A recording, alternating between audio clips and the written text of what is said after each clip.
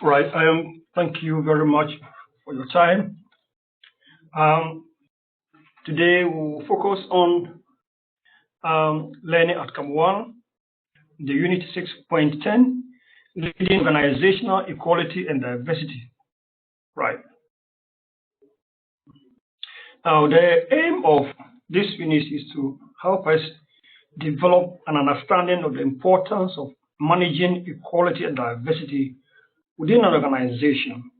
This has become a thorny issue as long as working in an organization with diverse people are concerned. So we need to understand how to lead the approach to equality and diversity within our organizations so that we'll be able to earn the benefit of implementation of equality and diversity in all that we do in our job setting. Right, so that is the aim of the presentation.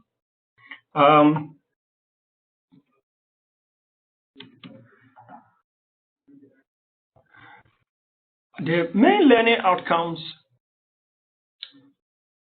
which is the LO1, will help us understand the importance of effectively managing equality and diversity.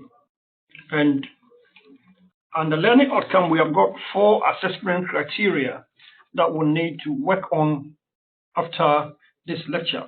Number 1, we should be able to analyze the legal requirements relating to equality within organization and in the organization's relationship with others. Again, we should be able to evaluate the implications of the guidance and code of practice relating to equality and diversity in specific industry sector, which I'll try and relate it to health and social care sector. We'll also look at the implication of equality and diversity for the organization. If we're able to implement it well, what are the gains? And if we don't, what have we got to lose if we don't implement equality and diversity in our organization? And finally, we'll try and analyze the needs and expectation of stakeholders in relation to an organization policy on equality and diversity.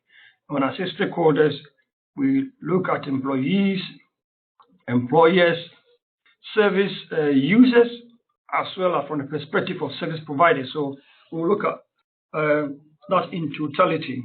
Right, let's look at our next slide.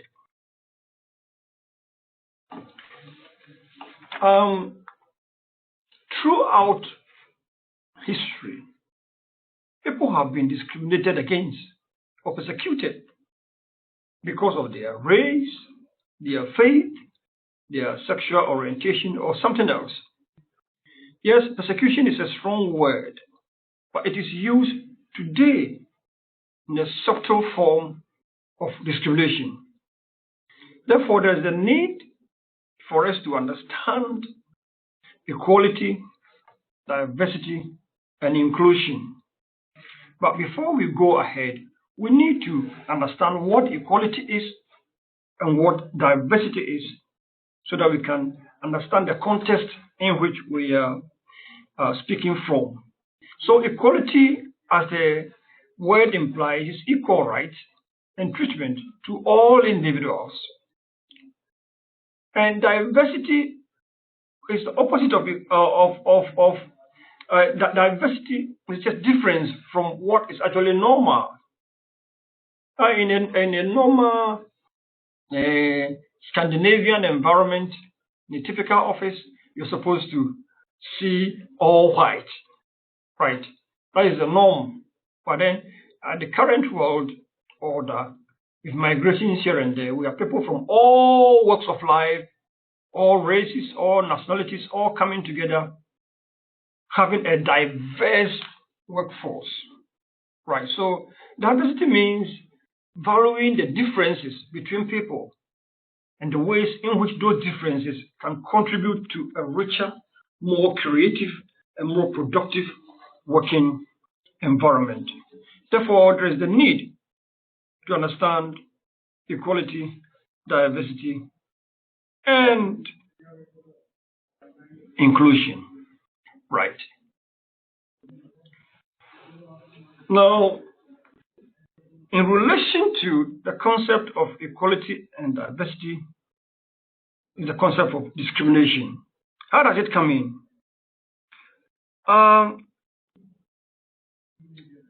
Discrimination arises where a person treats another person less favorable on the grounds of either their race or sex and disability than he or she would treat someone else. An example of this is refusing to employ someone because the person is a woman, or because the other is a Christian, or because the person is a homosexual. And this could be in subtle form. It is not necessarily to show intention. Discriminatory motives can often be inferred. They can be inferred. Right. We also have indirect discrimination, which occurs when the condition or requirement has the effect of unfairly and unjustifiably excluding members of a particular group. The proportion of people in that group who can comply with the condition or requirement must be small compared to the proportion of the majority group who can comply. A typical example is requiring all employees to be over 6 feet tall. That will definitely exclude many women who are on the average below 6 feet.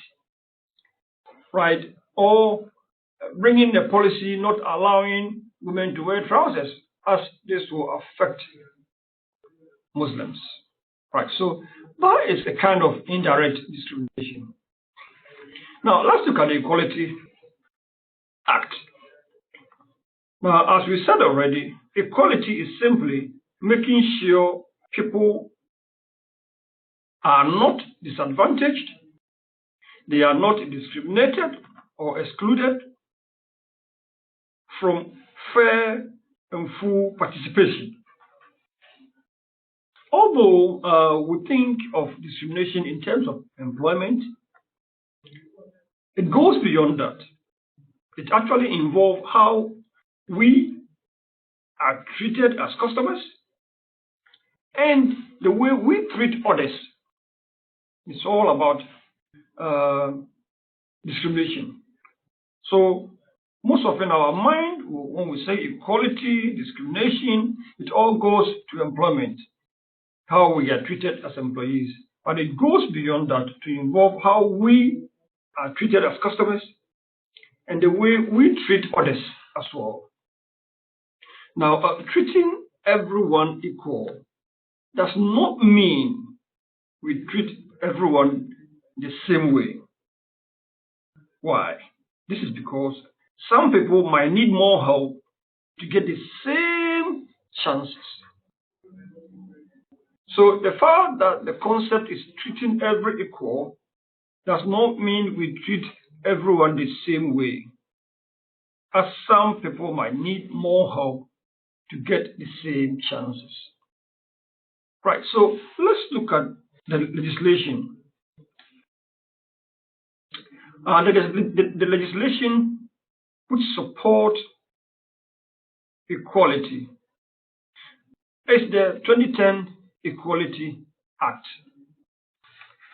Right, so it came into force in October 2010, providing a modern single framework with clear law to better tackle disadvantage and discrimination.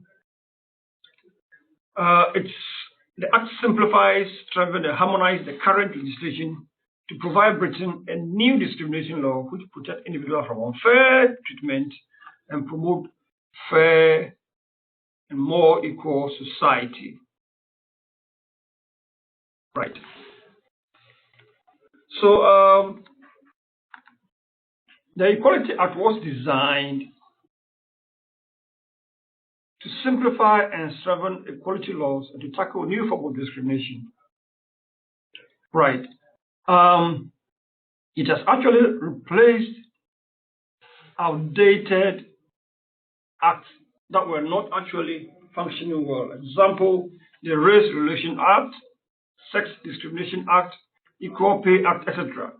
Because these were standalone acts which were quite confusing in terms of implementation. So the Equality Act actually came to simplify, summarize and simplify all in one act, right? And this act actually applies to organizations, employers, employees, and members of the public as well. But we cannot discuss Equality Act without bringing into focus what we term protected characteristics, which are a key part of this act. Now, we have got 9 main protected characteristics. Number 1 is age. Right. One is either too old or too young or not maybe just right for the job. Why is age a protected characteristic? Let me give an example. If an employer requires a 10 years experience before someone is qualified to be employed, then in terms of age, the young people, the younger generation, have been discriminated against because there's no way they will get the job without the years of experience. So you could see that age is a protected characteristic that actually impact on equality and diversity. A very prominent protected characteristic is race. And this race could be in terms of either ethnic origin, color, or nationality, where some people, based on their nationality or ethnic origin or color, may be discriminated against and may not have equal opportunity in terms of employment. What about pregnancy? What about pregnancy? Are people going to be given equal chance as pregnant women? Are they allowed to enjoy their maternity? Now, are we going to discriminate against women in terms of employment because of maternity? So in that case, pregnancy also becomes a protected characteristics. One of the key ones that often we focus on as a major protected characteristics that is used for discrimination has been disability. It could be physical disability, mental disability, and sensual disability. A physical disability could be somebody with restrictive movement, somebody who uses a wheelchair. There's a likelihood that such protected characteristics is going to be used against such people in terms of opportunities so that equality will not be maintained. We can also talk of disability in terms of mental. Often people who are discriminated against because probably the person has got a depression or anxiety or schizophrenia, or disability could be in the form of the senses, sight and sign, talking about the blind and the deaf, who are often discriminated against. These are all protected characteristics under the Equality Act. We can also look at the issue of marital status. Somebody can be discriminated against, and the person is married, divorced, or single.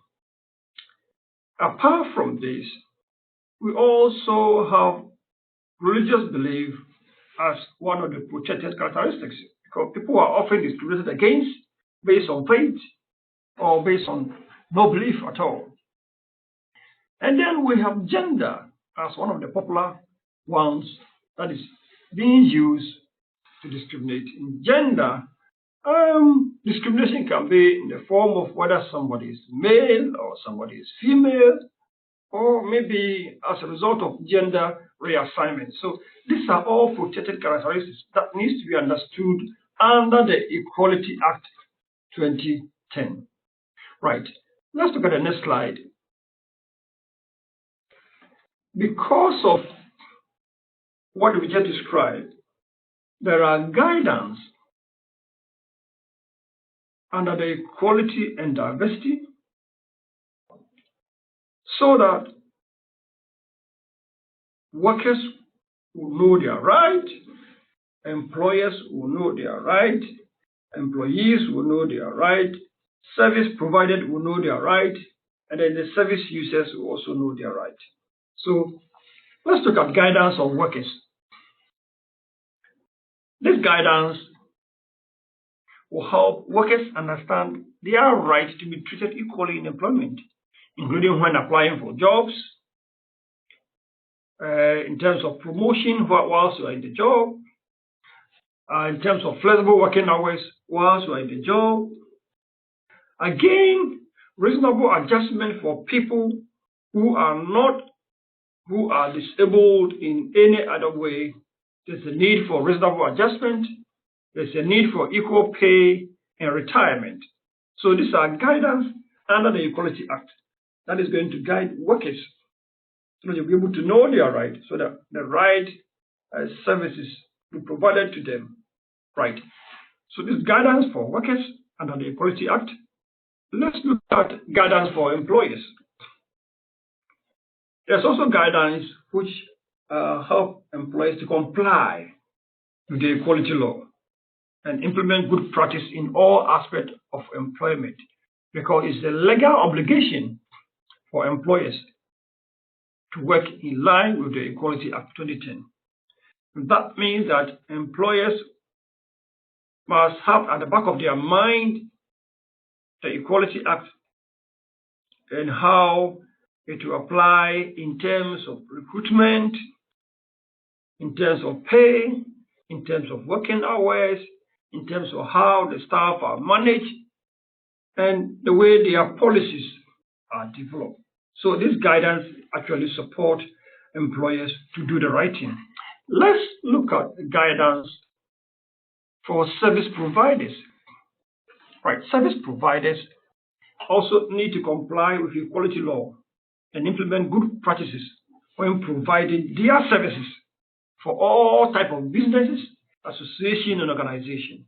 They need to be able to comply with the law. So there's also a guidance under the Equality Act for service providers.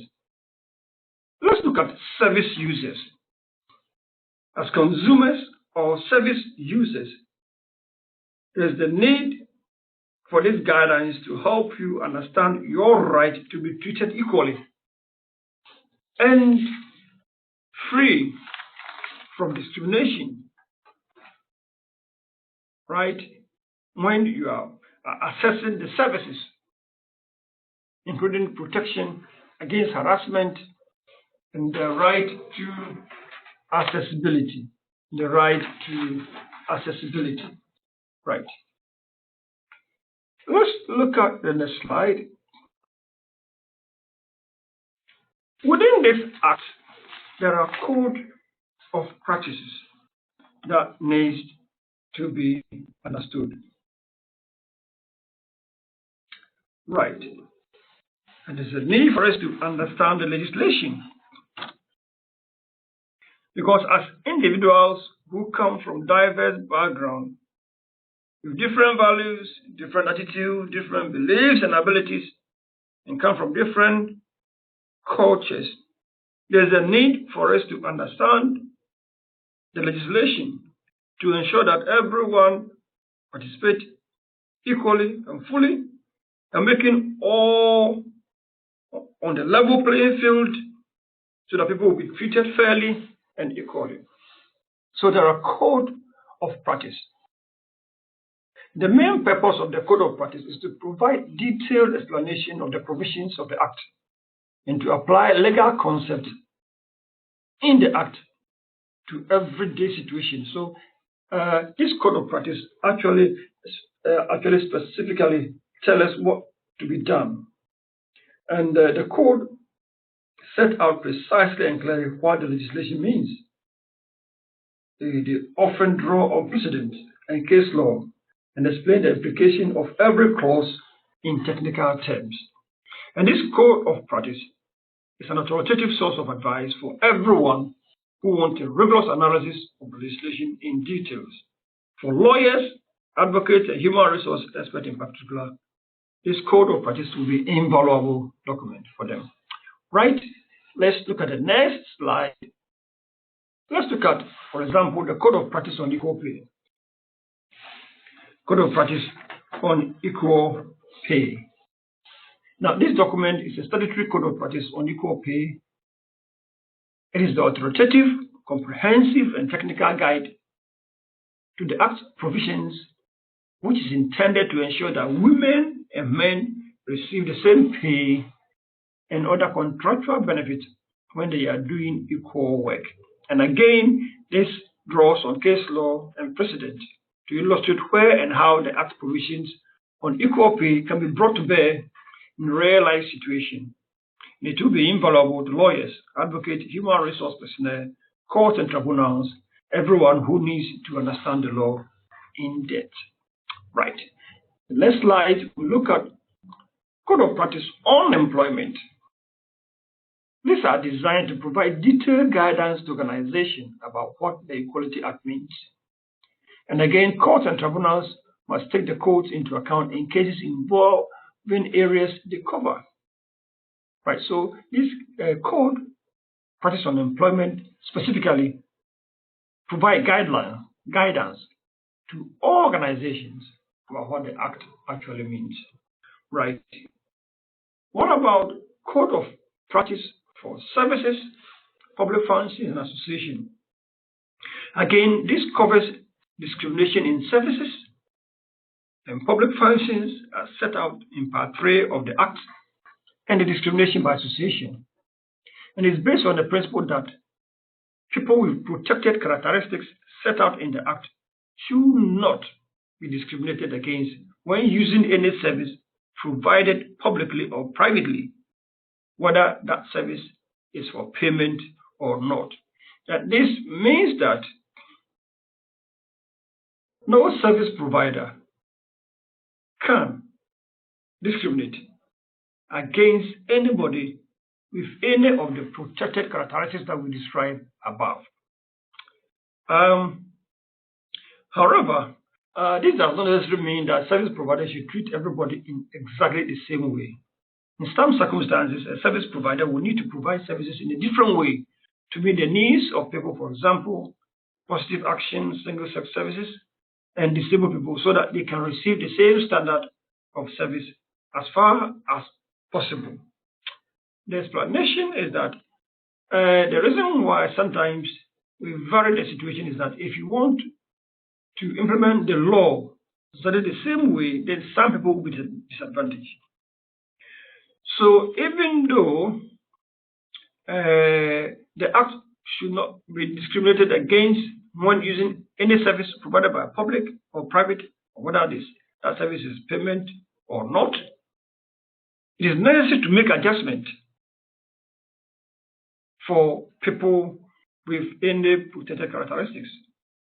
For example, if a disabled person in the wheelchair is working in an organization, or somebody with any disability, whether mental, physical, or sensual, reasonable adjustment should be made for that particular person, so the person will be able to compete and work favorably. Right. Let's look at the next slide. What are the benefits of the equality and diversity in workforce, and the benefit of equality and diversity in stakeholders and the customer base? And this takes us to one of the learning outcomes, the implications. If we don't implement the Equality Act, what will happen to organization? What will happen to customers? What will happen to service providers? And then, if we do, what will be the benefit? So, if you look at the benefit, diverse cultural perspectives can often inspire creativity and drive innovation, because people are coming from different backgrounds, with different cultures, with different perspectives, and different creativity. So when they come together, the organization actually benefits in terms of being creative and driving the organization forward. Again, a diversity means that a local market knowledge and insight makes a business more competitive and profitable because people have local market knowledge from different backgrounds. Again, the issue of cultural sensitivity, insight, and knowledge means higher quality and a targeted marketing because people understand the issue of cultural sensitivity and they have got insight into different cultures. They will be able to provide the services higher quality and they can target their market. Again, drawing from a cultural diversity talent pool allows an organization to attract and retain the best talent because you are employing people from different cultural backgrounds with different talents.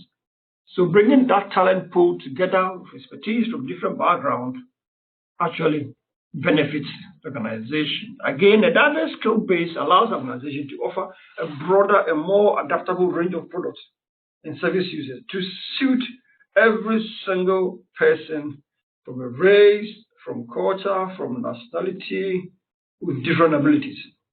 And diverse teams are known to be more productive and perform better, and at the same time provide greater opportunity for personal and professional growth. It means that if an organization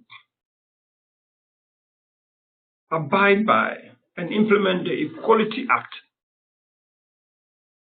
these are the implications, the positive implications that they will get in the organization. What about if they don't go by the Equality Act? Let's go to the next slide. Impact of prejudice and discrimination on groups and individuals. Now, if we don't apply the Equality Act, then there will be that element of prejudice and discrimination. And the impact of prejudice and discrimination on groups and individuals continue to make this distinction based on ethnicity, race, sex, or gender, and other characteristics that should have no bearing on the people's achievement or on their well-being. The report on the World Social Situation 2016 argued that discrimination is one of the key drivers of social exclusion. People in the organization will not feel the sense of belonging. It will affect their emotional, mental, physical, and academic state, and they are not able to give out their best as they will feel that they are not part of the society or the organization. And they also impact negatively on the performance of the organization. At the same time, to have a negative impact on an individual's health, and it will finally impact negatively on whatever services that organization is providing.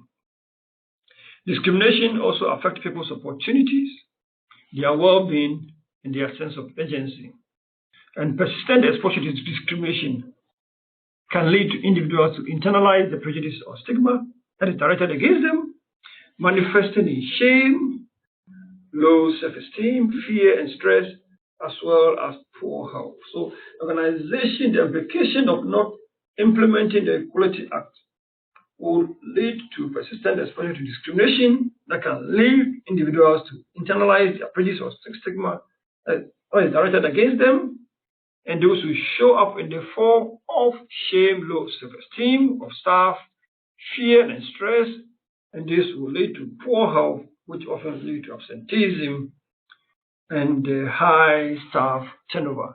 These are all negative implications of not implying the Equality Act. Right, so if you are asked to analyze the requirement, the legal requirement relating to equality within health and social care, one is an obligation, it's a legal obligation for any organization to implement the Health and Social Care Act. And in terms of health and social care, there are 4 key legislation that need to be fully understood and be familiar with. The Equality Act, as we have already explained, provides protection against discrimination for people who possess one or more of the 9 protected characteristics as explained above. Right. And it is by law an obligation of any organization to implement that. But beyond that, there's also a legal requirement to make sure that the Human Rights Act 1990 is also implemented, which outline the basic human rights and principles of equality. Right, the FREDA acronyms can help you remember what is covered by the Act. Fairness, respect, equality, dignity, and autonomy. So this Act, Human Rights Act, also feed into the Equality Act. Again, Mental Capacity Act, notably the Deprivation of Liberty Safeguard laws, aim to help people who lack the capacity to maintain their independence, dignity, and the right of freedom. And those aid vulnerable individuals to maintain their right to dignity and equality. So this also again feed into the Equality Act. And then the Care Act provides 6 key principles which should underpin all working with vulnerable adults.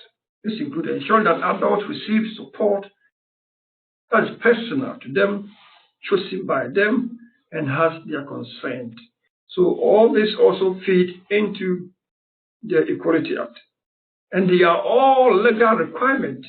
It's an obligation for every organization to abide and to implement such legal requirement. It's obligatory, it's not optional. Right. If you look at this beautiful diagram, it has put together legislations relating to equality and diversity and discrimination. The first one, especially in healthcare sector, is the Mental Capacity Act, which protects people who do not have the capacity to make their own decision. And number 2, we have the Equality Act that set out basic rights of every human being in the UK. And then we have the Equality Act, which makes it unlawful to treat people unlawfully because of protected characteristics and protect those associated with individuals with protected characteristics. Let's look at the Health and Social Care Act. It actually aims to give individuals a greater voice in their care. And then the Care Act 2014 introduces the well-being principle and make care and support clearer and fairer. So you could see that they all feed into legislation relating to equality, diversity, and discrimination. So in health and social care, it is obligatory. It's obligatory. It's mandatory for them to be able to implement the Equality Act in totality, in line with other legislation that will help service users to be treated fairly and equally. Right. So you could see that with what we have done, we should be able to meet the assessment criteria that is set for this learning outcome 1. Number 1, analyze the legal requirement relating to equality within the organization and in the organization's relations with others. Here, we are looking at the need for any organization to implement the Equality Act within the organization in terms of how people with protected characteristics are treated within the organization. And not that alone, it goes beyond that to look at the relationship with others, like customers or service users, the legal obligation of the organization to make sure that service users are served under the Equality Act so that no service user is discriminated against based on their protected characteristics. So it goes two-way. 1.2, evaluate the implication of guidance and code of practice relating to equality and diversity in specific industry sector. Well, again, we can look at the health and social care sector. Implication of the guidance and code of practice.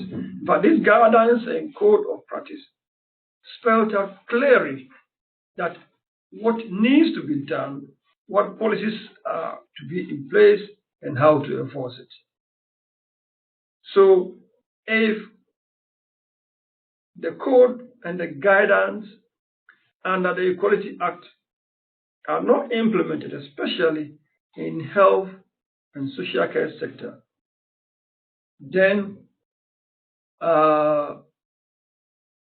patient outcome will not be achieved, because most people in the health and social care sector have most of the protected characteristics. People are there because of diverse complications from different ailments, different disabilities, different background, different race, different culture, different gender, everything. So these guidance and code are supposed to guide how the health and social care sector should operate, so that anybody who goes contrary to the code of practice are disciplined. So there will be dire implications if the Equality Act is not fully implemented and enforced. So there's the need for such guidance and code of practice to be enforced. That is why we have monitoring organizations like CQC to make sure that every act and every legislation is fully implemented. What about 1.3? Analyze the implication of equality and diversity for organization. Right. That is the benefit that we're going to get if we implement it. And if we don't implement it, what happens? Right. So if you implement equality and diversity fully in an organization, you enjoy all the benefits. Higher productivity, people feeling a sense of belonging, and extending your market.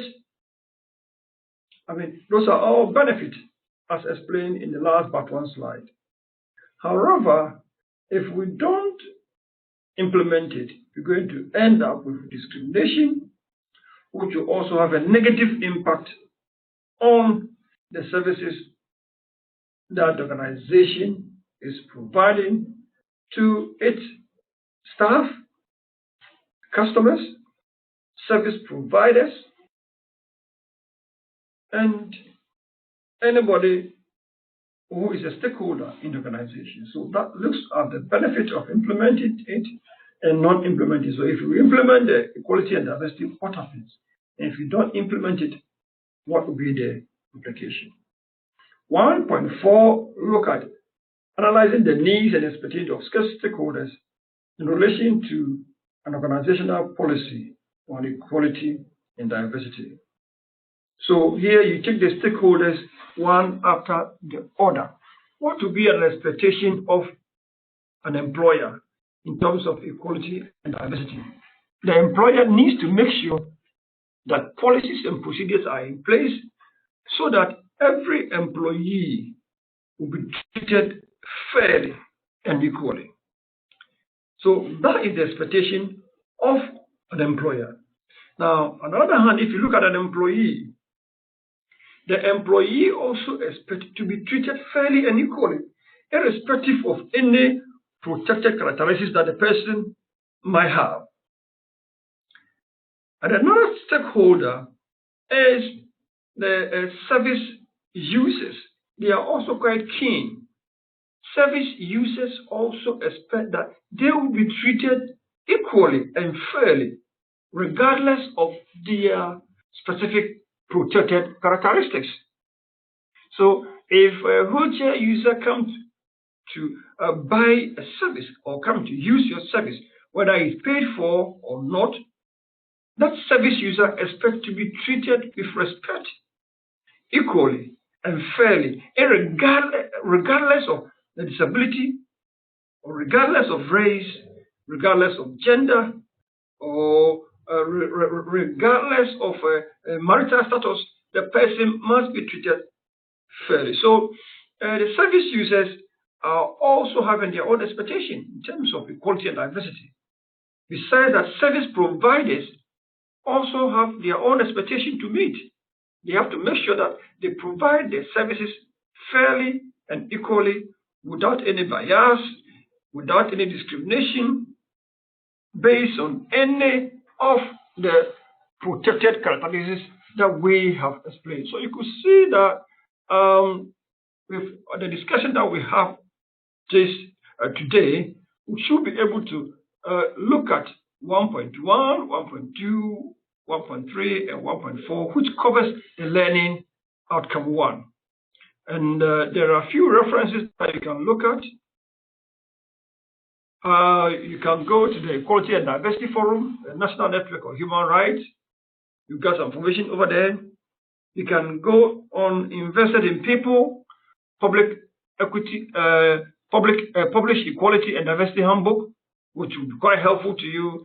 Again, we've got Commission for Equality and Human Rights, and then we've got the United Nations. They've all got documents on equality and diversity that you can make use of. Right, thank you for your time, and we'll see you next time. Thank you. Bye for now.